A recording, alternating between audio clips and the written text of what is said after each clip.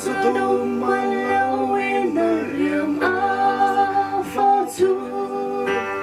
dây tin hoa đâu cánh chim mơ hè phố liang ô liang sa her de chiều nở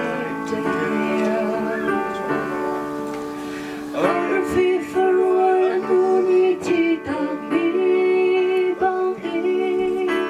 càng như hà mê nắng chu là thầy chang tí lâu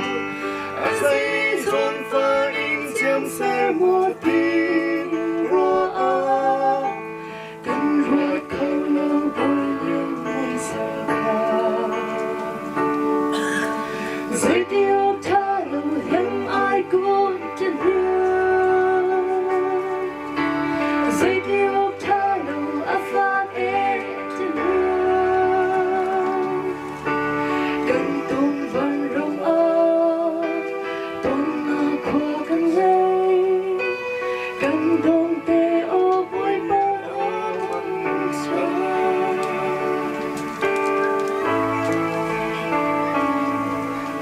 bôi lên dù giấy tích thiên cần ra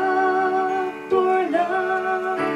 giữa khi xin lên ý chiếu xin in lang hà bố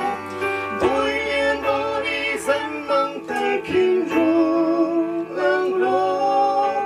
nó chung lên hà căn nông sông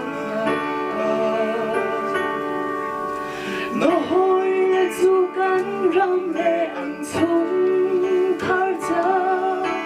riêng trong anh tuôn sung khar lòng tê in lên ngao môi liêng nắng bé nó môi thơm heo tình lâu em lấy lời ta chân xe dây tiêu tha lâu liêng ai cũng chân hiếu dây tiêu tha lâu áp phát ế chân hiếu cần tuôn vẫn rong tuôn khoa cần lấy cần đông tê đô vui liên ôm mong cha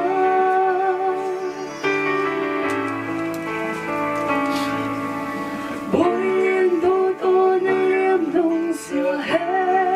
hà lô lời riêng hà băng hôi đốt mi ăn bé rồi nào lời riêng nam muôn bó rôn lê mô xì dung pi cần dung âm chung liêm mô xì dây tiêu tha lâu hiếm ai cũng chân hiếu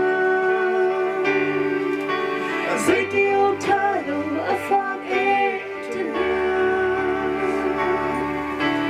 cần tung văn rộng tung khoa cần lấy cần thông tê lô vui liên ôm mong cha cần thông tê lô